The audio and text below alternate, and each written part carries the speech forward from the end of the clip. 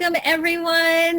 This is the Quantum Alignment Show, and I'm Karen Curry Parker. And for some reason, I feel like I haven't done this in a while, but I think it's only been a week. But the weeks are lately pretty long. So I am so excited to have you all here. Welcome.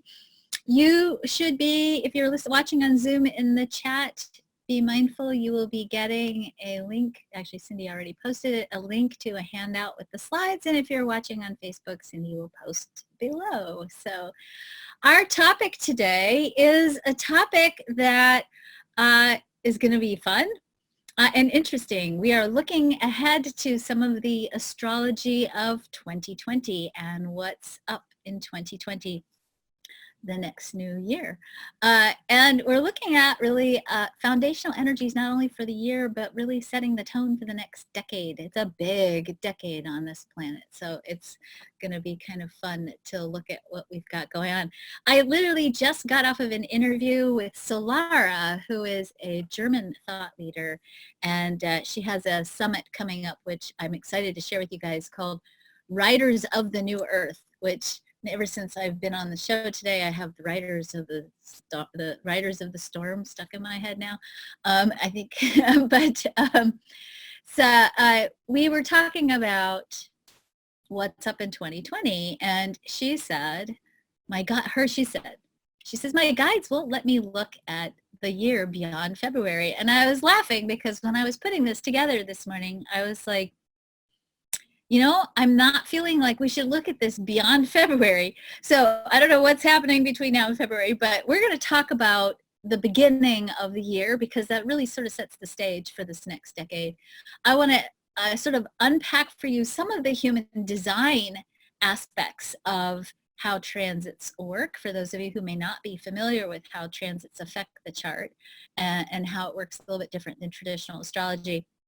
I want to talk about the nature of the human design year and what the four creative quarters of the human design year are all about, and talk a little bit about how you can look at your chart and look at your chart in the context of the transits. And of course, we're going to talk about 2020. Next week, I'm going to continue with this topic. And next week, I will look at beyond February. We'll look more at some of the bigger pieces that are coming up that set the tone for the year. In particular, I want to look at the eclipses for next year and kind of give you some insights into what you can expect and how you can really use the energy of the planets and the transits to help you get the most out of your life in every way possible. So Cindy, lately when I switched on the slides, it doesn't let me move. So can you see the quantum alignment slide? I can see the quantum alignment slide, and it is moving, how the transits affect. Yay! All right, good. Did you want to say something to me? You unmuted yourself spontaneously. Oh, no, I knew you were going to ask me a question. Oh, we're getting really good. You're like reading my mind now from across the country. All right, so 2020, how the transits affect your chart and how you can use, I got the year wrong already. Hang on. I gotta fix this right now. If you're looking at your handouts, just cross out 2019. Man, I haven't even started 2020 and I'm already getting the date wrong. We just like 2019 was a momentous year, so. Yeah, 2019 needs to go away. 2019 was hard. So, all right, we're gonna talk about how you can use the transits to make 2020 a momentous year. And I think the word momentous is a really good word for 2020. So let's unpack this just a little bit. Every year I like to give the year a word or a mantra. So the word for 2020 is disruption. And if you've been hanging out with me for a while, you know that we've been talking a lot about disruption and the power of disruption. And let's talk about that for just a second, because I think when we hear the word disruption, a lot of us panic, right? And we think, oh my God, it's going to be disruption. It's going to be cataclysmic. It's going to be chaotic. And it might be a little cataclysmic and chaotic periodically. But disruption is important. In fact, disruption is so important that it's actually hardwired into the human design chart. And if you look at what's called mutative circuitry, meaning circuitry that's designed to bring change and transformation onto the planet, transformational circuitry or mutative circuitry has disruption built into it. You need disruption because disruption clears out all the stuff that doesn't work so that you have a creative field upon which to build something new. And as we leave this decade, we are literally, as we cross into 2020, not just entering into a new year, we are literally setting the stage for the energy of a new decade. And this decade promises to be pretty phenomenal. In fact, I can't even tell you how excited I am to see what shows up in the next decade. Maybe not so much on a human level, but certainly on a soul level, I think it's going to be a very cool ride.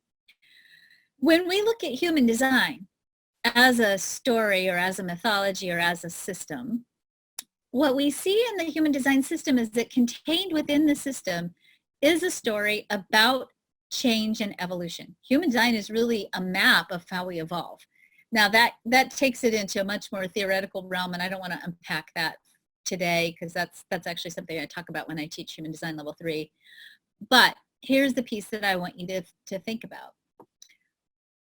The body graph, the chart that you have, and the chart as you know it right now is getting ready to change. And it's not the first time this has happened. We had a big, major change in the body graph in the 1780s. And we're headed that way again. 2027, we are supposed to have another change in the body graph. Now, the body graph changes when consciousness evolves. And it changes in such a way that it reflects the shifts in consciousness. So any of you who have referred to being in the shift or think we're in the midst of a big change, or you feel like we've been in the midst of a big cosmic awakening or spiritual awakening as the collective, I think that's pretty true. And I think that the story of human design really bears that out, and it tells us a lot about where we're headed. So, one of the things I want to tell you right now, and hear this with your heart, and hear this with your spirit. Don't panic. I wrote in my update this week, life is long. That's what I keep telling my kids, because we talk a lot about life is short, life is short. And I think when we think life is short, then we're like speeding through and we're doing things really fast because we think we don't have enough time. I'm going to tell you, life is long. And I'm grateful that it's long because it gives us a lot of time to do the things we came here to do and to become masterful over who we are, which is really the only reason why you're here. Because it's long, I want you to, as we look at particularly 2020 and the potential for disruption in 2020, for you to take a longer term perspective on that and to recognize that in the end of this decade, the hardwiring of the human story changes. And what the hardwire of this human story is bringing in, and I've done a couple of quantum alignment shows about this in the last little bit. So I know Cindy's already probably posting the links, and I didn't even have to ask her because now she's reading my mind. In the end of this decade, we will be walking as humans who are consciously creating from a place of faith, who are operating from a creative space that goes beyond binary thinking, that goes beyond lack consciousness, that is exploring the outer edges of what's possible on the planet. We are entering into a world of, and this is by design, and this isn't human design isn't the only mythology that tells this story. This is a story that's in many, many ancient esoteric texts, that we are entering into the beginning of an era of equitable, sustainable peace, no matter what it looks like right now. I believe that what we're going to see is a creative revolution that's going to bring to us the solutions to the challenges facing humanity. In fact, I believe in this so much that one of the things I'm doing in 2020 is I've reopened my publishing company, because I believe that we need as many inspiring voices in the world right now to keep us moving in an inspired, aspiring way towards this new energy. The disruption is about getting rid of the things that are rooted in energies that don't serve the greater good. So as it might look like in the short term, things are falling apart, both personally and collectively. What's really happening in the long term is we're getting rid of stuff that's not working. We're letting go of structures that are outdated. We're redefining a lot of who we are as a species And we're learning to live in a new way in the world, a way that allows us to redefine the value of human life and life in general, and to live from a higher place of acknowledging that value. Some themes that you're going to see in 2020. 2020 promises to bring us cycles of death and rebirth. It's a year of recalibrating.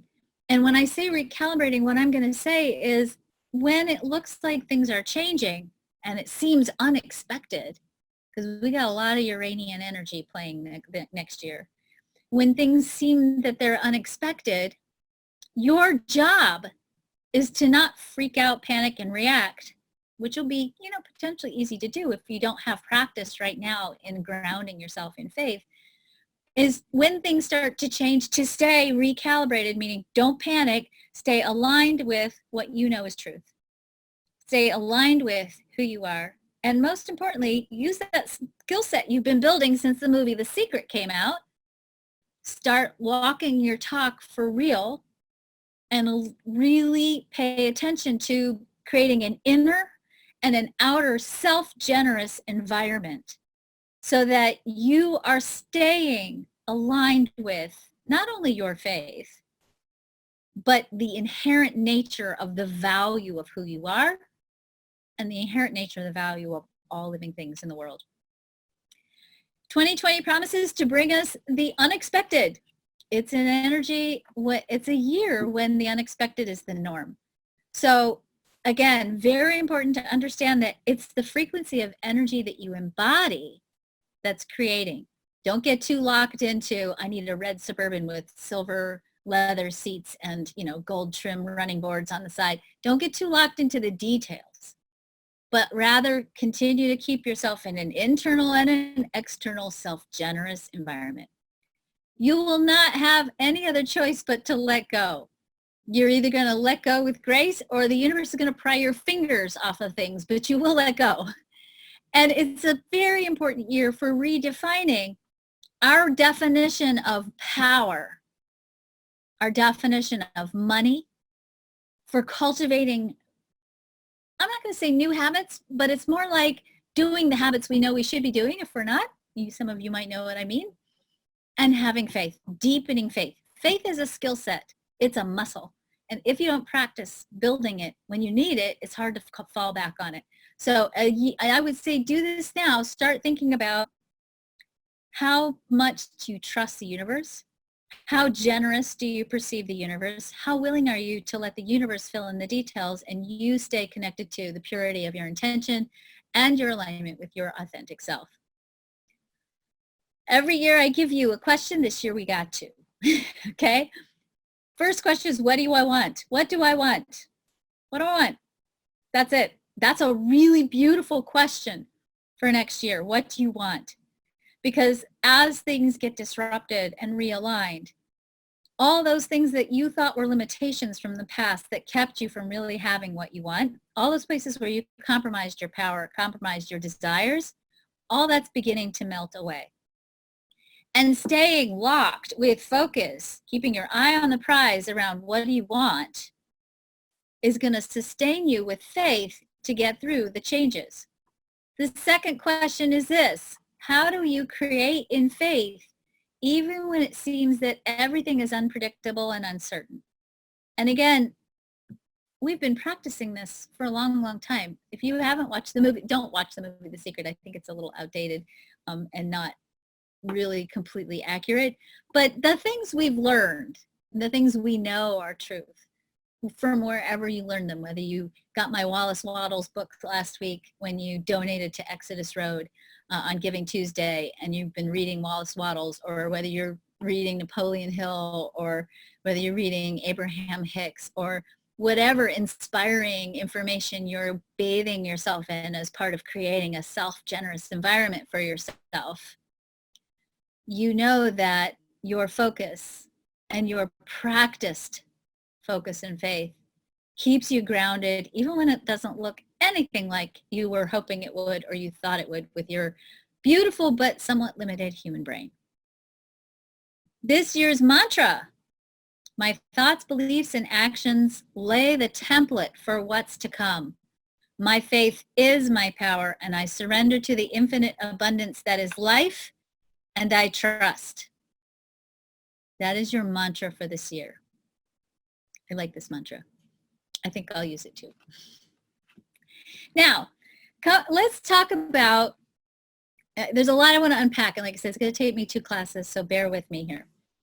When we talk about human design and the process of creating and creativity and evolution, and we're talking about it in the context of time, we have to look at it through the lens of a year, a 365-day year. Now, the human design year doesn't actually start on the new year, the new calendar year. It actually starts, I believe this year it starts on February 23rd or 4th. It's a little on the late end, but it starts on the cross of the unexpected, somewhere towards mid to late January. That's not actually when the first quarter starts. The first quarter of the year doesn't actually start till February. There's a lot that I'm not even going to get into why this is the way that this is, because that's a very complicated conversation. But let's just go with, there are 4 quarters in the human design year. And the human design year, the quarters in the human design year don't start until February. If you think about the quarters laying out for you a creative cycle, each quarter has a different theme that contributes to an annual creative cycle. If you spread the quarters, if you sort of demarcated the quarters on the human design mandala, they would look approximately like this. This isn't completely accurate because it was hard to get down to the nitty-gritty, but this is kind of how it looks. So our human design year actually starts, if you look to the left, and by the way, the year gets measured counterclockwise around the mandala. We start on the left-hand side with the sun in the gate 13, which is a direction-giving energy. We call this first quarter, I call this first quarter, the quarter of seeding. It starts on the 13th hexagram and moves to the 24th hexagram. Next year, this is between February 3rd and May the 2nd. In the first creative quarter of the human design year, we are planting internal seeds. We're dreaming. And the dreams become the seeds of our creative cycle. We are allowing ourselves to, in the stillness and in the quietness of this seeding quarter, letting ourselves really dream, and not just dreaming, but tending to those dreams as if we are stewards for our creative process. You think about planting a garden. When you plant the seeds, first of all, you're going to put them in good soil, which means you're going to be self-generous to yourself, because that makes good soil, right? You guys are catching on to my theme here, I'm sure. You're going to be generous to yourself. You're going to put the seeds of your dreams in a rich environment internally. You're going to give those seeds what they need: rest, respite, nourishment, good thoughts. You're going to take the time during the cycle, especially, to really cultivate the right energy to grow these seeds. When you plant seeds in the garden, they need light and they need water and they need good soil. You need to set up the conditions for your seeds to start growing. And that's the big challenge, the big adventure, the big task at hand for this quarter of seeding. In the second quarter of the human design creative year, we have what I call the quarter of germinating. This is the 2nd hexagram to the 33rd hexagram, May 3rd through August 4th. When you are growing a garden, that you first, the seeds start to put their roots down and then the plant goes up. This is a very vulnerable time in the life of a plant, right? And again, as the gardener, you're tending to the seeds, you're pulling out the weeds, sometimes you're weeding, not weeding, what's the word I'm looking for? You're pulling some of the extra seeds. I always put 3 seeds in a hole when I plant a seed, right? And I'll pick the strongest one and pluck out the other 2, right? So that I have a good, high quality plant growing. So this is that time when you're really making sure that that plant is strong and the foundations that you're building are going deep, the roots are going deep, the soil again is maintained, you've got water, you've got light, you've got good nutrition in the soil. This is what we're doing in the second quarter. We're really tending to those dreams. We're starting to take those rudimentary steps that need to happen. We're looking at what's going on in our life, and we're looking at what do we need to do to influence not only the germination of the seed, but the timing. And, looking at, do we need to increase our focus? Do we need to increase our faith? Do we need to make sure that the relationships we forge are supporting us in the manifestation of our dreams? Are we staying focused? Are there things in our reality that we need to get rid of or move out of the way so that we continue to cultivate habits that allow us to stay focused? Are we being grateful? Gratitude makes rich soil, right? Are we looking at what is working and exploring how can we grow what is working so that we can become even more innovative? Are we completing the things that need to be completed or starting the things that we need to be started? Are there things that maybe we put off that are blocking the light for our seedlings? And do we need to finish things, get rid of projects that are hanging on? Do we need to complete things so that we can create more space for our garden to grow? Are we setting the stage for a good, strong, creative cycle? Do you need to build a website? Do you need to get business cards? Do you need to file for an LLC? Do you need to go network? Whatever it is you need to do, are you setting the stage for the manifestation of your dream?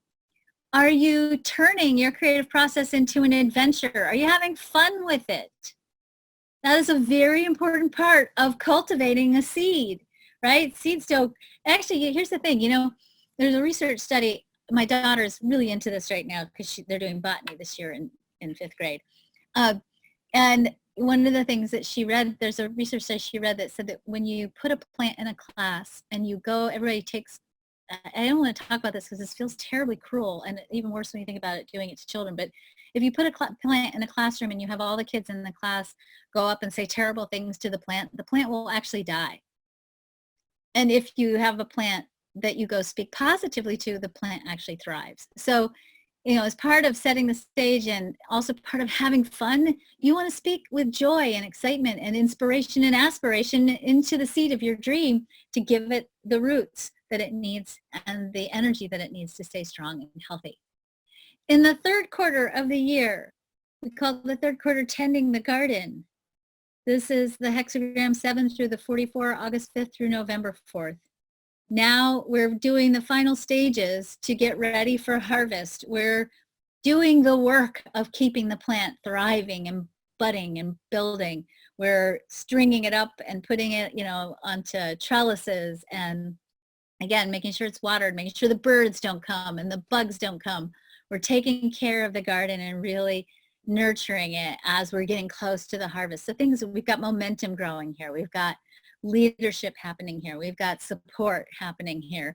And in the final harvest from November 5th to January 28th, which is actually where we are right now, we're in the middle of the final quarter of this current human design year, we have the harvest. We're reaping everything that we've sown. We're getting the fruits of our labors, literally. We're looking at what worked, what plants worked, what didn't. I've been trying to grow Brussels sprouts for 3 years. I cannot get my Brussels sprouts bigger than, they're like they're like French Brussels sprouts, right? They're like those little teeny tiny veggies that you get in French haute cuisine, right? It's like microscopic Brussels sprouts. So every year I look at my harvest season and I have yet to admit defeat, but I'm getting close. This might be the last year, next year, that I try Brussels sprouts. But we harvest in this last season. When we're looking at the human design transits, and we're looking at, in particular, the sun transits, we are looking at how the sun transits play into the creative quarter of the year. Now, just a couple of really interesting things for you to note.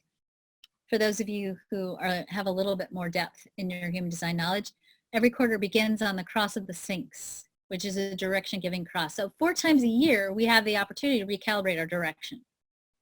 So at the beginning of each one of these quarters, we just finished this beginning of November, we got the opportunity to really recalibrate our direction. In the middle of each quarter, we have an incarnation cross called the Cross of the Vessel of Love. So we get to rejigger our direction at the beginning of each quarter. In the middle of each quarter, we get to check in and we get to ask ourselves, is this creation that I'm building in alignment with love, which is a powerful, very vital direction-giving energy in the human design chart. We're designed to take our direction from love. We're designed to use love as the calibrating force to influence what we create. And it's such an important energy that it happens 4 times a year in the middle of each creative quarter, and it invites us to make sure that we are staying synchronized with high frequency, high quality love, self-love, the love of the body, love of the spirit, and the love for each other. And that whatever it is that we're creating, it needs to be in harmony with those 4 loves for it to be to fulfill its maximum potential. So, I just already said this, right? Each quarter starts with direction. It's got a cycle of experimentation in it. It has cycles of tweaking. It's got love in the middle, followed by experimentation, followed by more tweaking, and finally more direction based on where we've been. So we're in this constant creative process. That's a feedback loop, really. And that feedback loop, this is the cool part when you look at human design strategies for types. For every type, including the manifestors, there's a certain amount of looking at what's showing up in your world. And then I'm going to say respond, but I don't mean this in the generator way. I mean this in the human language, English language way. Every type in some way is seeing what shows up and then responding to it. And if it's something you like, you keep using your faith and your creative powers and your calibration and your internal self-generosity and your focus to create more of it. Or if at the end of a quarter you're like, that was Brussels sprouts, not doing Brussels sprouts again, they're too tiny and they're ridiculously labor intensive, then maybe in the next quarter you tweak it and you grow something different. You're always dancing with your physical world when you're in a 3rd dimensional body. So don't forget that piece, because I think sometimes we want to make it really erudite and intellectual, and consciousness is this like zoomy weird thing that we tap into when we meditate. Consciousness is manifested in the 3D reality right in front of you right now on your computer screen or your phone. That's consciousness manifest. You're in it. You're swimming in the soup, and it's constantly telling you what's next or where you're at, or showing you, do you like this or not? And if you do, you go, yeah, bring me more. And if you don't, you can say, nah, don't want that anymore. And certainly the quarters and the timing of the quarters gives us very specific creation points in the year to really revisit our creative process. Continuing on with the themes of 2020, we start the year with they actually start in December. Now we're looking at calendar years, not human design years. But the energy of 2020 really kind of gets set in the annular solar eclipse in Capricorn in the gate 58, which is sometimes called the gate of joy. So this big solar eclipse in Capricorn in the gate 58, which always happens right around Christmas, which I think is fun because Christmas is kind of is a holiday that has a theme of joy, right? It's a good time to have a holiday like that. And this year we have Hanukkah at the same time, and probably some other holidays too. So we have joy coming in with this eclipse, which brings us this energy of Capricorn. Capricorn as an energy rules our public life, careers, our reputations, achievements, and accountability.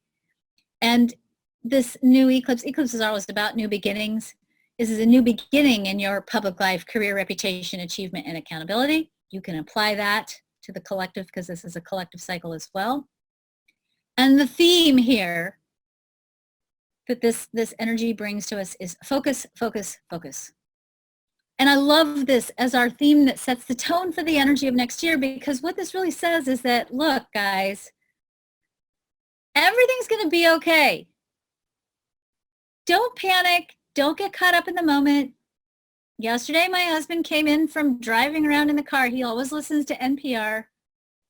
He's always listening to the radio, and he's storming through the kitchen, smashing cabinets shut, emptying the dishwasher. And I'm like, honey, take a breath. I like the dishes. Don't break the dishes. And he starts talking about politics because he loves politics. It's like his favorite sport, right? And, he like completely lost his entire morning because he was upset about politics. This energy says you can't let what's going on in the moment, in the middle of your very long life, cause you to lose your focus on your joy. So we forget sometimes that this is supposed to be a fun journey here. It's supposed to be fun. We're supposed to be bringing this energy, this high frequency of joy and delight and enthusiasm and love to the planet. That's probably why most, if not all of you are here. I don't think any of you were like, hey, I think I'm going to go back to Earth and hold the energy of suffering in place because that's fun. You didn't come here for that. You came here to lift the frequency of the planet with your joy.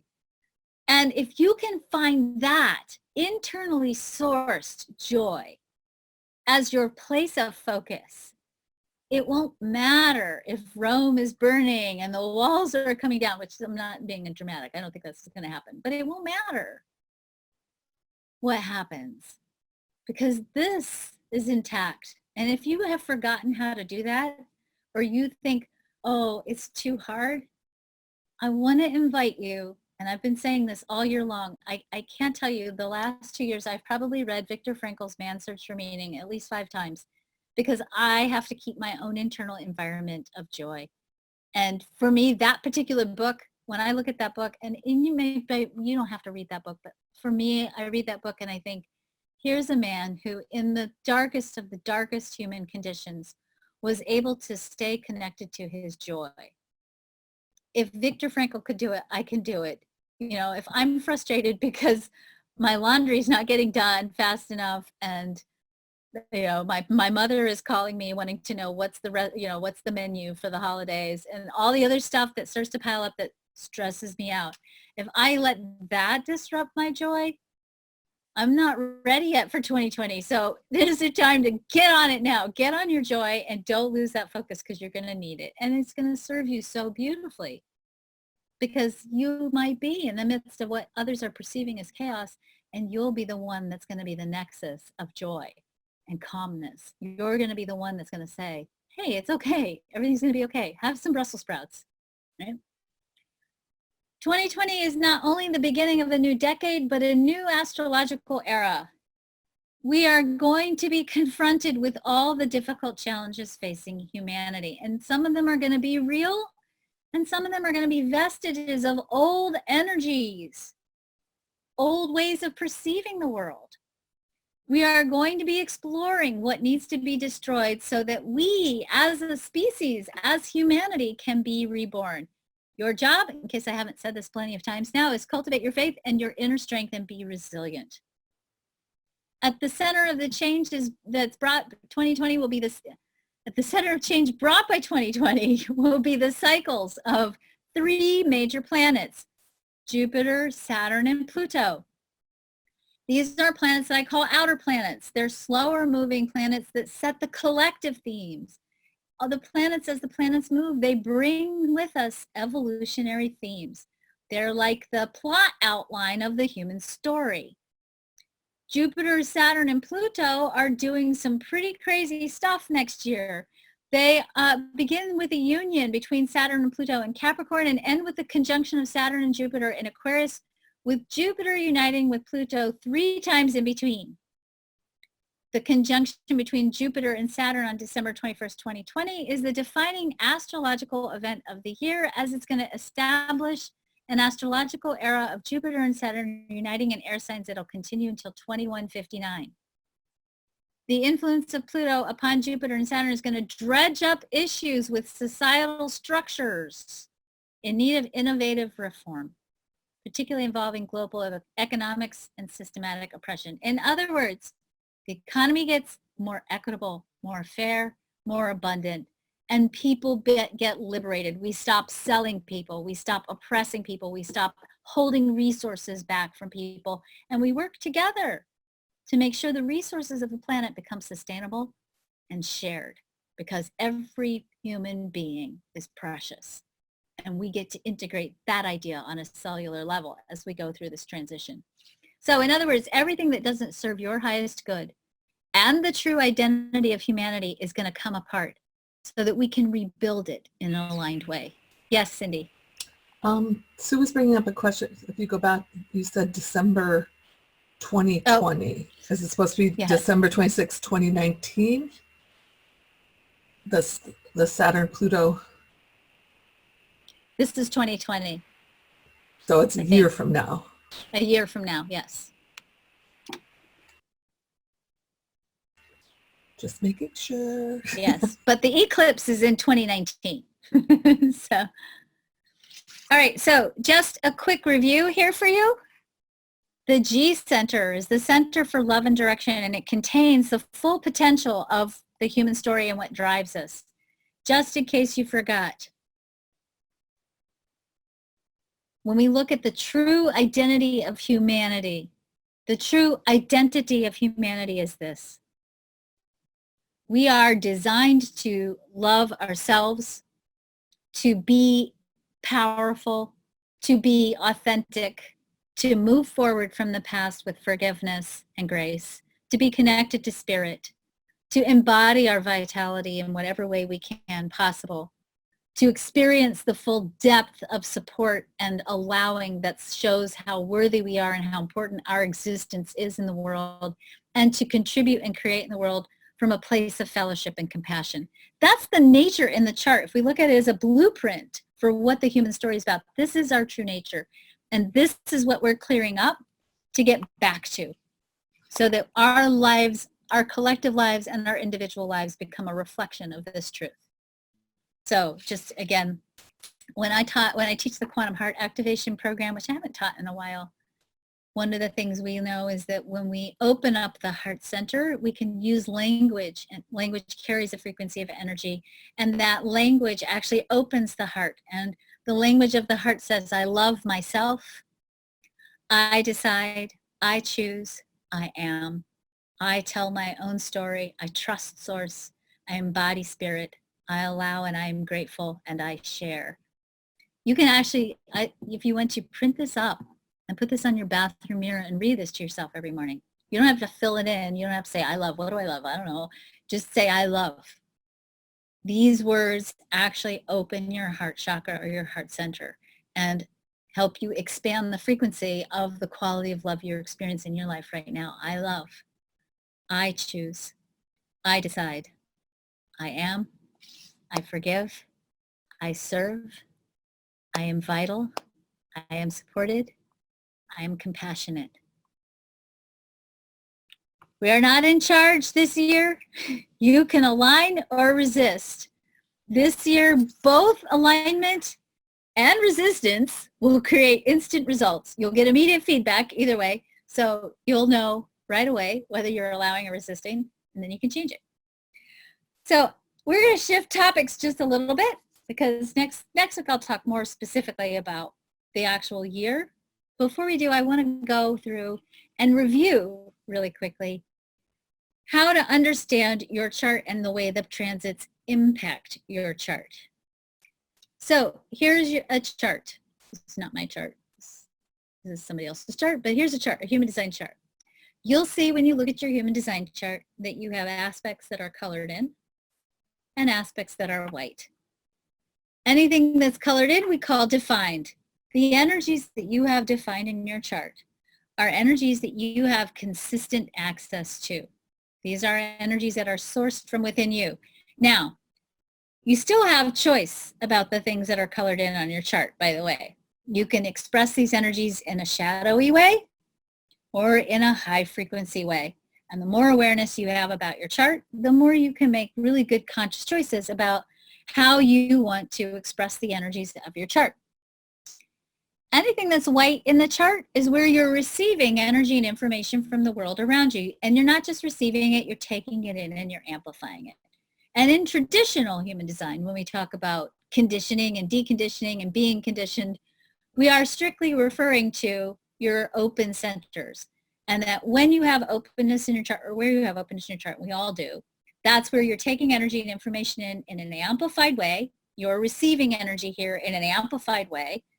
And because you're experiencing it in an amplified way, you have a tendency sometimes to identify with these energies as yours. You let your own energy get hijacked and you live out energy that you've taken in from the world outside of you, and you've amplified it, and now you think mistakenly it's yours. It's not yours. We all have all of the chart. I want you to really understand that because I haven't said that in a couple of weeks. You all have all of the chart, which means whether you have openness or whether you have definition, you have all of it. When it's defined, you have a choice on how you're going to experience it, but you can't ever really get rid of that theme. That's a theme that you're always going to have in your life. Where you have openness is where, because you're experiencing that energy from the world around you, it's kind of like having a big basket.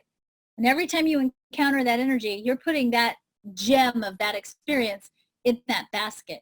And at a certain point, when you've lived a long, long life, you can look at what's inside of this basket. Oh, this archetype can be expressed in all these different ways. I've experienced this energy from this person in this way, and from that person in that way, and from this person in this way. And what that means is that when you encounter this energy, or you need to use this energy, you can pluck from this basket the way in which you choose to use this energy. You can't hold on to it. It's not yours inherently, but you can borrow it temporarily, and you have control over how you choose to use it. This becomes important when we're looking at this in the context of transits, because transits are going to bring you personal themes in the energies that you have open in your chart, as well as global themes in general. So when we look at the transits, we look at how the planets move, and when the planets move, they light up different human design gates. As they move, they are changing the nature of your unique human design chart. They're giving you a flavor of energies that you're experiencing from the planets, and they're influencing the collective themes of what's going on the planet in general. When we're going to look at how to understand the planetary themes and how they influence your chart, the first thing I want you to do is to know where to go to find out what's going on in the celestial weather right now. This is what's called a just now chart. This is not today's just now chart. This is a just now chart from a little bit earlier, okay? Last week, I think. So this is a just now chart. This is a chart that's showing you where the planets are right now. Now, you'll notice that there are only black gates on here. Some of you on your chart, you have black gates and red gates and checkered gates. That's because all the red elements in your chart are calculated actually 88 astrological degrees prior to your birth, or about 3 months before you were born. Because we are only looking at the celestial weather for right now, there's no red or unconscious in the design. We're only looking at where are the planets right now. Now, I got this chart. I like the Just Now chart from Genetic Matrix. So it's geneticmatrix.com. And I like Genetic Matrix because Genetic Matrix is the only software that has accurate calculations for UTC and daylight savings time, particularly in America, which is really weird. And John and I have gone through all of the daylight savings time data for the last like 50, 60 years, and made sure that the software and the ephemeris are accurate. Now, when we're looking at your chart, if you look at your chart, hopefully you have your chart handy. If not, when you go back and listen to this, or you go get your chart after we're done, go find your chart. You'll see that on your chart, there are gates that are not connected to other gates. They're what I call hanging gates. They look like half a channel colored in. So on your natal chart, you're going to have half a channel colored in. Now, in your personal life, those hanging gates are like little magnets. And they're always out in the world looking for the other half, because when you meet people who have the other half, it feels good and juicy and it's very attractive. Okay, we call this electromagnetic connections. All right, so in your personal life, you have these hanging gates. They're out in the world. They're connecting with people and finding attraction with people who have the other half of the gate. When we look at the transits also sometimes bring you the flavor. You won't get this energy. It doesn't become you, but you'll get the flavor of these gates, or the themes of these gates, from the transits. That can oftentimes cause you to then explore the themes of this gate or these channels in your own personal evolution. All right, so here's an example. On the left is my chart. On the right is a theoretical just now chart. This is a chart with the transits on it. If we put those together,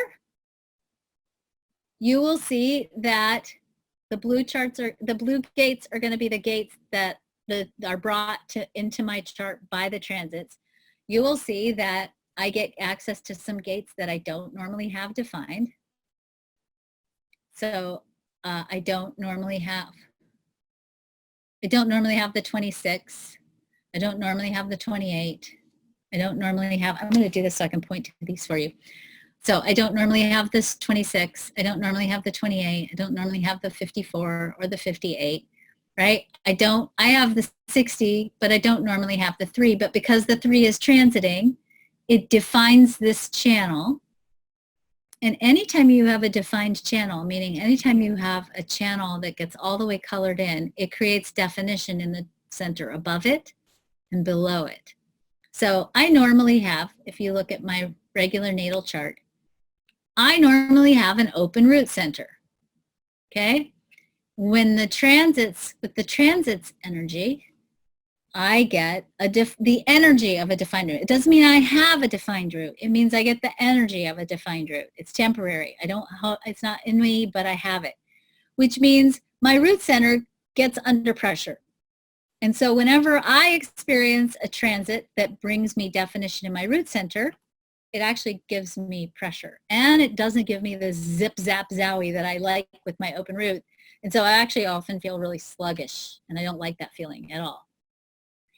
But it also helps me really evaluate what's on my to-do list, because when I don't have the same quality of energy that I normally have, then I have to get more selective about what am I going to leap into.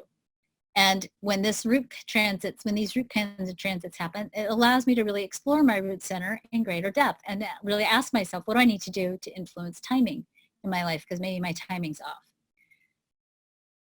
You want to look at the Just Now chart, and I encourage you, print off a bunch of copies of your natal chart. So this is my natal chart. Print off, I have my chart memorized now, so I don't have to do this, but if you're still looking and memorizing your chart, print off a bunch of copies of your natal chart. Then go to Genetic Matrix, and you'll see, if you go to geneticmatrix.com, down at the bottom of the homepage, there's what's called GM neutrino weather. You can go right there and see what's transiting right now. I do that a lot because sometimes I'll be like, whoa, I'm feeling really emotional, and then I'll go look up the transit, right? Okay. Go to Genetic Matrix and color in all the gates that are transiting. And see if you pick up a whole channel, see how that might change your definition. That's going to tell you right there a little bit more about how your energy works. And what's really cool is that also when you can start to tune into, oh, my root's not working the way that it normally does, it also starts to give you clues on this is how it feels when my root gets definition. So that when you go out and you meet people, and let's say you meet somebody who has a defined root, now you start to feel like, oh, this feeling is root energy. And it's going to help you get more subtle in your understanding of the little pieces of your chart. What it's also going to tell you, especially when we look at what's in the sun and the earth, is what are the themes, the evolutionary themes you are working through this week. Here's the cool part. Every week, or actually every 6 days, the sun and the earth move. And they light up different hexagrams as they move. So it takes the sun is in a gate, which is the same as a hexagram. Sorry, I keep flipping back and forth. The hexagram is a gate.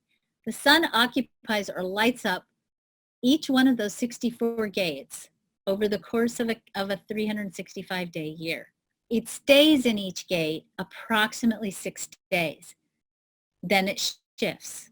The earth also shifts every 6 days. The sun and the earth energies, and if you're looking at it here on this chart over here, hold on a second, move this out.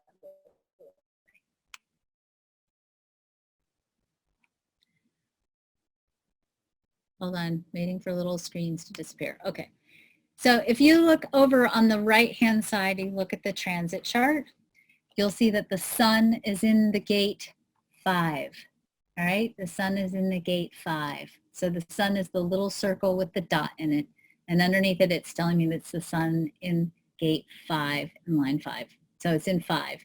So I'm going to go find the gate 5 on my chart. And if I don't have it, I'm going to know, oh, gate 5 is all about habits and rhythm.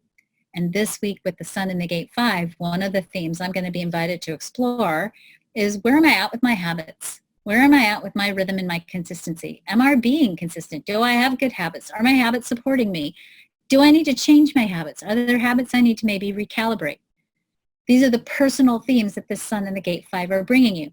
Now, in my case, because I already have the gate 5 defined, it's not going to affect me that deeply because I already have this as a theme in my chart. But I am going to notice that other people are going to be playing with this theme.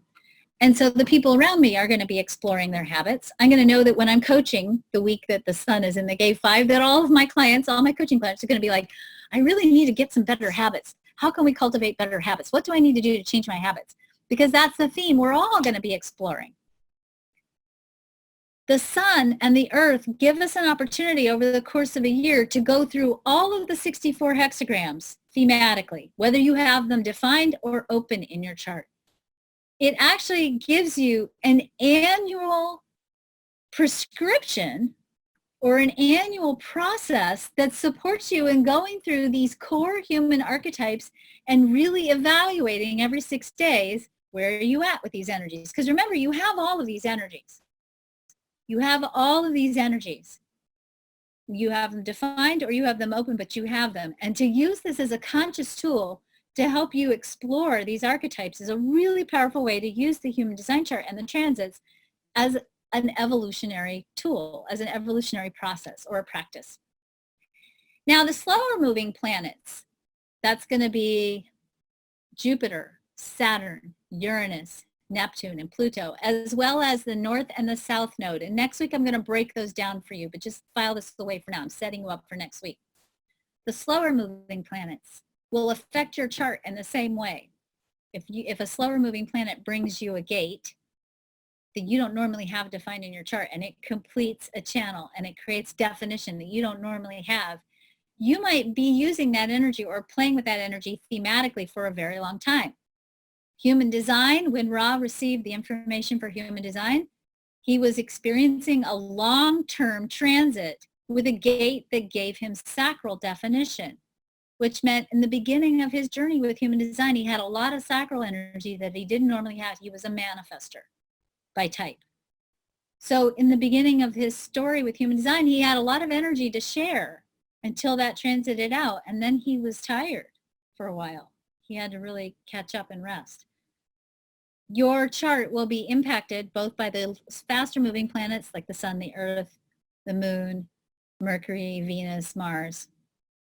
And it'll also be impacted by the slower moving planets. The slower moving planets tend to set a theme, a storytelling theme, that give us a longer term process to explore and evaluate. So we have some very interesting Uranian shifts happening and some very interesting Saturn-Pluto shifts happening in the celestial weather coming up. And we've already been in some interesting Uranian energy. These outer planets, the slower moving planets, set the tone and the theme for what we're doing, not only personally, but collectively. And next week, I want to break down the planets, and I want to talk a little bit more about the slower moving planets and how they may be impacting you and the story of humanity. Now, I'm talking about the sun and the earth on purpose because I think the most important thing you can do for the world right now beyond tapping into your joy is to keep clearing all those archetypes in your chart and in your human story that are holding you back from being the full expression of who you are. Every year I publish a book called the Human Design Evolution Guide that actually goes through the movement of the sun every 6 days and brings you some exercises and some contemplations and some journal exercises you can do in conjunction with each one of these shifts of the sun. If you watch my weekly Human Design Evolution report, you know that most of the time I'm going through what's going on with the sun and the earth. If you're in the Understanding Human Design community member, you get a written guide with some exercises in it every week. Next January, when the Human Design New Year starts, I will be selling the new Human Design Evolution Guides. Mostly I just wanted to show you what the cover looks like because I think it's so pretty. And I wanted to let you know that next year, the Human Design Evolution Guide is going to have all the new human design language in it. So all of the gates will be brand new. All the language around the gates will be brand new. I've updated the human design language to make it a more high frequency language so that the language that you're working with as you contemplate the dynamics of 2020 is going to be language that really cracks your heart open and really keeps you rooted in contemplating higher expressions of your energy and creating for you deeper explorations that allow you to sustain your faith and your joy in times of big change. This is not for sale yet. I'm not even taking pre-sales yet. I'm just showing you the cover because I think it's pretty. And I'm going to let you know that it's coming. But I will give you a chance in the next couple of weeks to pre-order your copy. So things to remember. We are in a long cycle of incredible transformation in the evolution of humanity. Everything you know right now is subject to change, and it's all okay. The prime directive is for you to be yourself and to make choices that allow you to step into a bigger, bolder expression of who you truly are. Zero compromise. Whoop. We are looking at a cycle that's going to bring us new values, a new economy, sustainable resources, and ultimately peace. Everything that manifests in your life is a reflection of your consciousness. Look at what's going on in your life as a mirror. Stretch yourself and truly define yourself the way you know you are in your soul. Don't settle for B+. This is your year to create A+, an A+ life. This is a foundational year, so be patient. The planets are teaching you how to use your mind to stimulate your emotions, and from that alignment, create powerfully. Use your mind for expansion, not contraction. You deserve more. And take 2 steps forward. And remember, sometimes you'll take 1 step back, but that's still 1 step forward. You'll experience more joy when you surrender. That's it. That's my introduction to the sneak peek in 2020. Next week, we'll look at the planets. We'll look a little bit more at how the planets impact your chart, and we'll review that. And then we'll look specifically at how are the planets moving. Some of what's going on with Saturn and Pluto and Jupiter and Uranus in particular next year, and how that might be impacting the collective story of what we're experiencing and exploring over the course of the next year.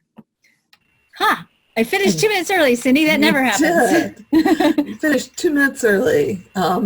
Did you want any questions?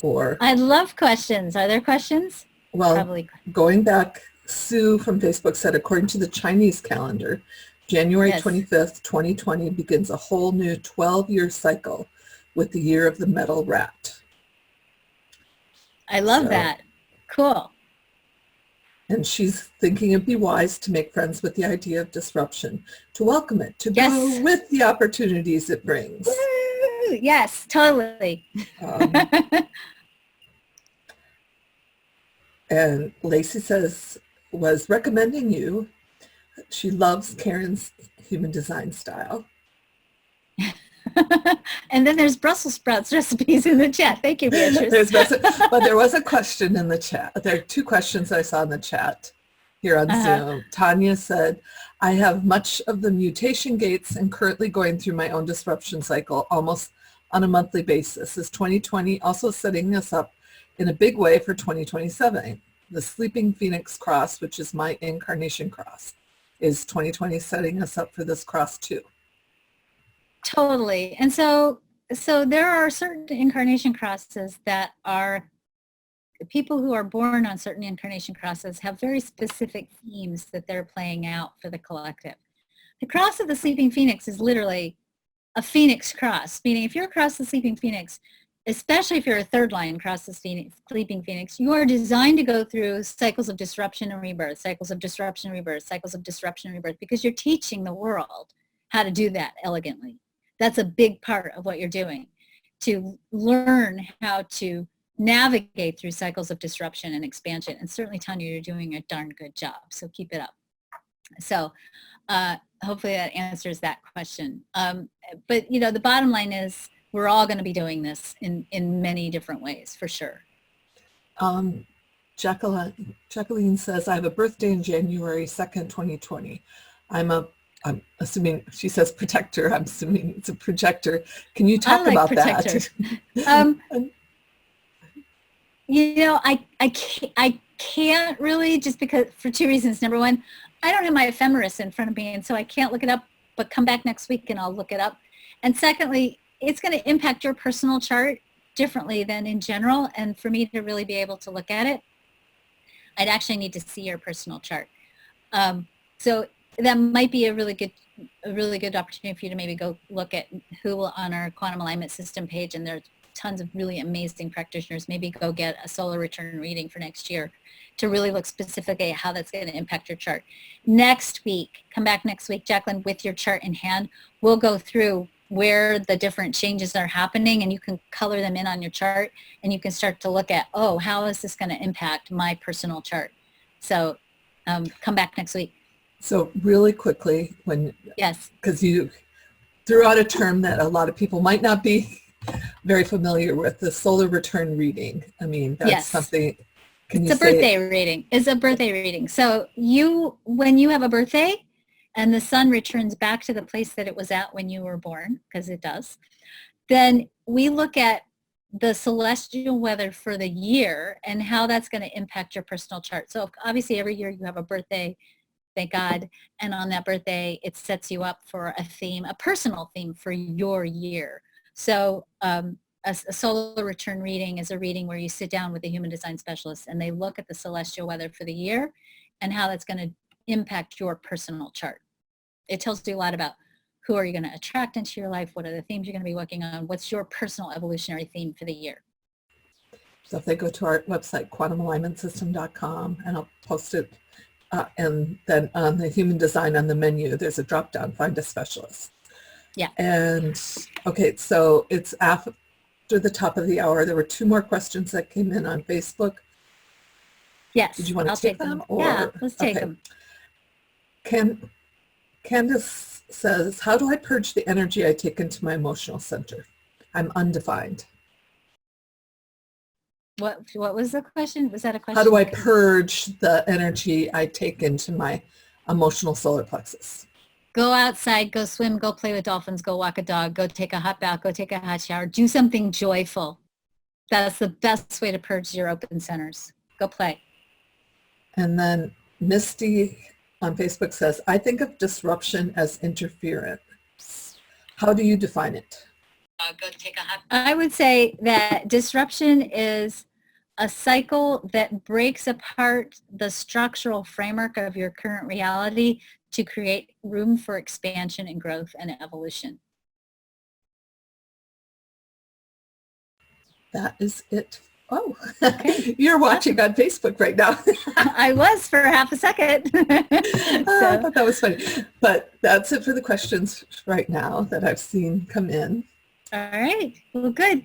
Well, you all have a great weekend. Enjoy yourselves. I'm going to go curl up in a ball and eat lots of ice cream because my 10-year-old has gone to camp for the weekend. And yes, I'm a codependent, dysfunctional person. I miss my projector already. So you all have a wonderful, wonderful weekend. I'll talk to you next week. We'll go through the big planets, how those are going to impact your personal chart. Bring your chart next week and we'll explore more of 2020 next week. So thank you, Cindy, as always. Have a great weekend. Be well. Bye.